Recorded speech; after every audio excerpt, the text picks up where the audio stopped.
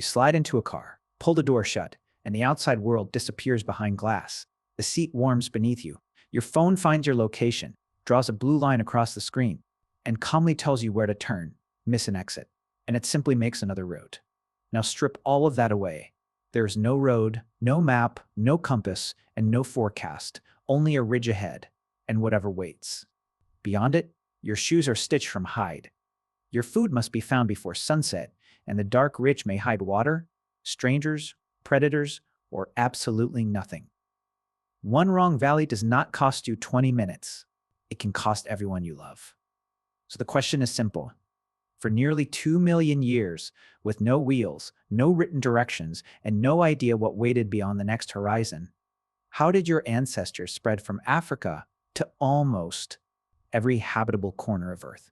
The first thing you have to understand is that almost nobody traveled the world. They moved camp. A hunting group followed animals into the next valley. A family shifted closer to water. A drought pushed one community toward unfamiliar grassland, while children grew up believing that new place had always been home. Then their children moved again. That sounds small. It was enormous. At Dmanisi, in the country of Georgia, archaeologists found evidence that early humans were living outside Africa between about 185 and 178 million years ago. They had reached the Caucasus before the wheel, agriculture, written language, or anything resembling a modern travel plan.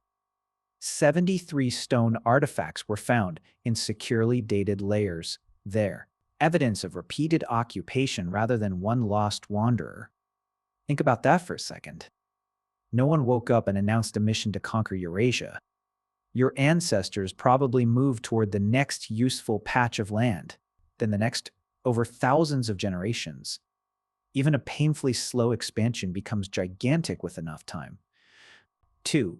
A model of the first settlement of Sahul, the ancient landmass joining Australia and New Guinea, estimated that people could spread at less than 1 kilometer per year and still occupy an entire continent within roughly 5,000 years. To one person, that is barely movement. To history, it is a tidal wave. But distance was not the hardest problem. The harder problem was knowing where distance would kill you. Here is what does not make sense until you think about it. Your ancestors did not move across the landscape like dots on an empty map. The map itself changed. Deserts became grasslands. Lakes appeared, survived for centuries, then vanished. Ice locked away ocean water and exposed coastlines that no longer exist. A route that fed your grandparents could become a graveyard by the time you had children. Around 95,000 to 86,000 years ago, the place now called the Nefrid Desert in Saudi Arabia was wetter and greener. At Al-Wusta, beside what was then a freshwater lake, researchers found a Homo sapiens finger bone more than 85,000 years old, along with stone tools and animals from a landscape fed by stronger monsoon rain. The desert had opened a door. Your ancestors learned to move when doors like that appeared. They followed rivers because rivers carried water, plants, fish, animals, and a visible line through confusing country. They favored the edges between forest and grassland, where shelter stood close to open hunting grounds. A 2024 study combined more than 24,000 dated archaeological records with genetic and climate data. Its likely migration routes repeatedly passed through warmer, wetter corridors, often near rivers, and the borders between wooded and open land. They did not have maps. Rain drew the roads. Of course, a good road means nothing if you starve halfway down it. You cannot carry months of food on your back while also carrying tools, hides, water, and a child. There are no supply stations ahead. There is no rescue behind you. 3. So here's the part nobody tells you. The most valuable thing your ancestors carried was not stuff, it was knowledge. You needed to know which roots could be eaten raw, which had to be cooked, or stone broke into a sharp edge, when shellfish were exposed, how animal tracks changed near water, and which clouds meant rain rather than empty thunder. A tool could break. Skill could make another. At Majid Bibi, a rock shelter in northern Australia, people were present by about 65,000 years ago. Archaeologists found grinding stones, ground ochre, and ground edge axes. While later microscopic work showed that some of those stones had processed seeds and other plant foods, these were not helpless strangers surviving on one familiar meal. They were learning an unfamiliar continent and turning it into a pantry. What good is a packed bag when you do not understand the land? Your ancestors traveled light because the world carried most of their supplies. Wood became shelter. Stone became knives. Fibers became cord. Local plants became food or danger, but only if someone knew the difference. The real luggage was memory. Then, sooner or later, the ground ended. Standing on an ancient shore in Southeast Asia, you could walk no farther. Even when Ice Age sea levels were lower, the islands of Wallacea never formed one continuous land bridge to Sahul. Reaching Australia and New Guinea required multiple sea crossings, including at least one stretch approaching 100 kilometers. For decades, people imagined accidental castaways clinging to logs. The numbers make that explanation difficult. A 2019 ocean drift study found that random arrival was extremely unlikely unless large groups were repeatedly swept out to sea. But choosing when to leave and making even half a knot of forward progress dramatically raised the chance of success. The researchers concluded that humans could plan open sea voyages lasting several days by at least 50,000 years ago. 4. But what do you steer toward when land disappears? You search for every clue the horizon offers.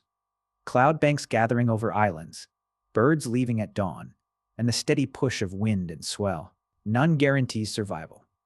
Together, they make the blank horizon slightly less blank. And now the archaeology is becoming even more astonishing. At Liang Metenduno on Muna Island, part of Sulawesi, a hand stencil lies beneath mineral crust dated to at least 67,800 years ago. That hand was pressed against a cave wall deep inside Wallacea, along a likely northern route toward Sahul. Whoever left it belonged to a population that had already entered an island world where movement demanded watercraft. The boats rotted away. The people reached the other side. The ocean was one barrier. Ice was another. As your ancestors moved through northern Asia, cold did something strange. It closed some routes while creating others. So much water froze into glaciers that sea level fell, exposing Beringia, a vast region connecting Siberia and Alaska. Yet farther south, enormous ice sheets could block the interior like walls. How do you enter a continent wrapped in ice?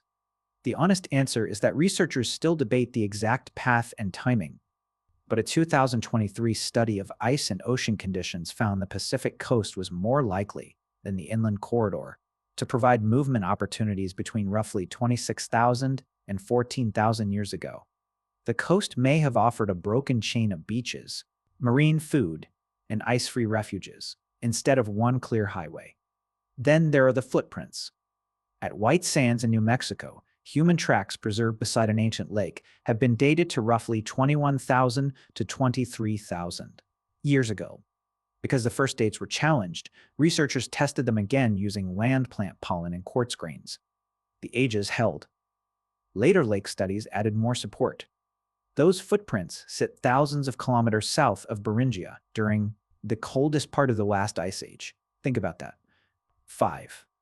Somewhere behind those tracks were generations of decisions. When to move, which shoreline to follow, where to stop, which storm to wait out, and when to trust that the next place might be livable. Even the frozen world had seams. But none of these journeys worked if every small group had to rediscover everything alone. Here's the part nobody talks about. Who remembered the way? Travel was not a contest won by one fearless explorer. It was a social technology built from many ordinary roles. Scouts noticed water, elders remembered seasons, skilled makers repaired tools, and parents carried children who could not keep pace. Neighboring groups exchanged warnings, materials, partners, and stories. You can sometimes see those invisible connections in tiny objects. At the highland sites of Sehonghong and Melakane, in Lesotho, ostrich eggshell beads appeared even though ostriches did not live nearby. Chemical signatures in the shells showed that by about 33,000 years ago, beads were moving across networks spanning several 100 kilometers. A bead weighs almost nothing. The relationship behind it can save your life. When rain fails in your valley, another group may know where water remains. When your population becomes too small, distant relationships bring new partners. When one community discovers a better point, not crossing, or food source, social ties carry that discovery farther than one pair of feet ever could. Your ancestors did not carry one map. They built a map out of people. Distance came at them first, and they answered with generations. Drought erased the road, and they followed rain, rivers, animals, and green edges. Hunger emptied every pack, and they carried knowledge instead of warehouses. Ocean cut the land apart, and they built things that floated. Ice raised walls, and they searched for coastlines, valleys, and brief openings.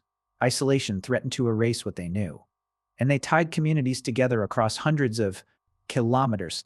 6. That is how the world was traveled, not by superheroes marching toward a known destination, but by ordinary people making one uncertain decision after another. A mother carried a sleeping child. An elder recognized a bend in the river. Someone tested a new plant. Someone watched birds vanish over the sea and wondered what they knew. The human map was drawn by people who rarely saw more than a tiny piece of it. So tomorrow, when you close the car door, feel the seat warm beneath you and watch that blue line appear on your phone. Remember what sits underneath it. Nearly 2 million years of footsteps, boats, camps, stories, wrong turns, and second chances. You inherited the whole world because they kept moving before they knew it was there.